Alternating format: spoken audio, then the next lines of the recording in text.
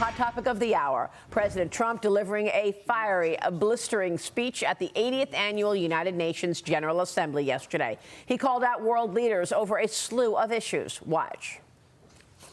In a period of just 7 months, I have ended 7 unendable wars. I ended 7 wars, dealt with the leaders of each and every one of these countries, and never even received a phone call from the United Nations offering to help in finalizing the deal.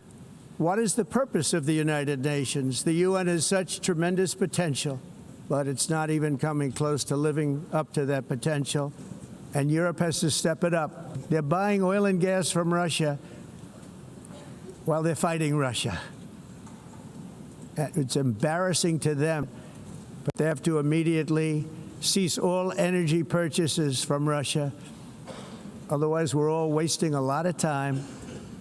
Not only is the UN not solving the problems it should, too often, it's actually creating new problems for us to solve. The best example is the #1 political issue of our time, the crisis of uncontrolled migration. The UN is supposed to stop invasions, not create them, and not finance them.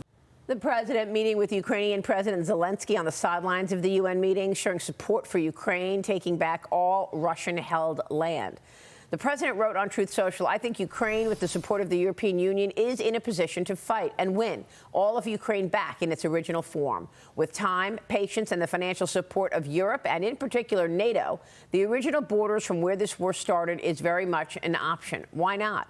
The president also addressed Russia's war in Ukraine to the General Assembly. Watch. Everyone thought Russia would win this war in 3 days, but it didn't work out that way. It was supposed to be just a quick little skirmish. It's not making Russia look good. It's making them look bad. China and India are the primary funders of the ongoing war by continuing to purchase Russian oil. But inexcusably, even NATO countries have not cut off much Russian energy. In the event that Russia is not ready to make a deal to end the war, then the United States is fully prepared to impose a very strong round of powerful tariffs, which would stop the bloodshed, I believe, very quickly. But for those tariffs to be effective, European nations, all of you are gathered here right now, would have to join us in adopting the exact same measures. I mean, you're much closer to this. We have an ocean in between. You're right there. And Europe has to step it up. The president also giving a point-blank response when questioned about Russia's recent drone incursions. Watch this. Mr. President, do you think that NATO countries should shoot down Russian aircraft if they enter their airspace? Yes, I do. And this was an important response, Ashley. We spoke with the president of Poland here yesterday, who went through the 24 drones that were sent into Poland airspace from Russia. The president's very straightforward about that. Yeah, absolutely. Take them down. Take them down. And I think this is the first time he's really said this publicly. But listen, there's so much to unpack from yesterday. There was a lot of news. But I think what he's saying, I know from a congressional standpoint, we have a lot of senators that are very happy about some of the strong language he used. And let's see if we can get some additional sanctions and additional tariffs put on them. Well, I mean, look, I don't understand the sabotage. I mean, going on the escalator, the president and the first lady, and as soon as they step on it, it stops. Absolutely, and the teleprompter. I mean, thank God that this president knows what he's saying and continue to talk. But Watch this. Both things are horrible. As he walks on, it stops, and look how Melania is unfazed by it. I know, I love it. I love it. In her high heels. She's walking there. All of a sudden, it stops. They're not sure what to do. Melania takes the lead and keeps on going. Yep. And the president follows. But why constant sabotage for this president? Well, from what I understand, I know that Caroline Leavitt said it yesterday, but they are investigating what happened.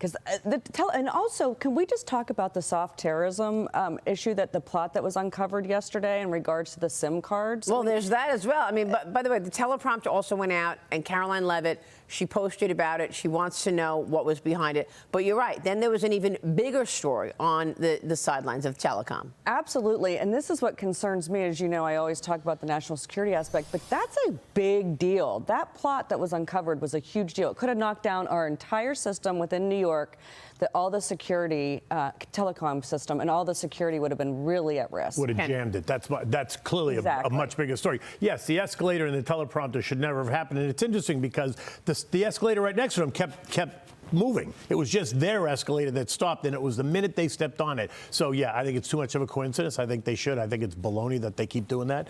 But clearly, he doesn't skip a beat. And neither does she. She just walked up the stairs, he followed her, and then when the teleprompter went out, he just did his thing, which I thought was great.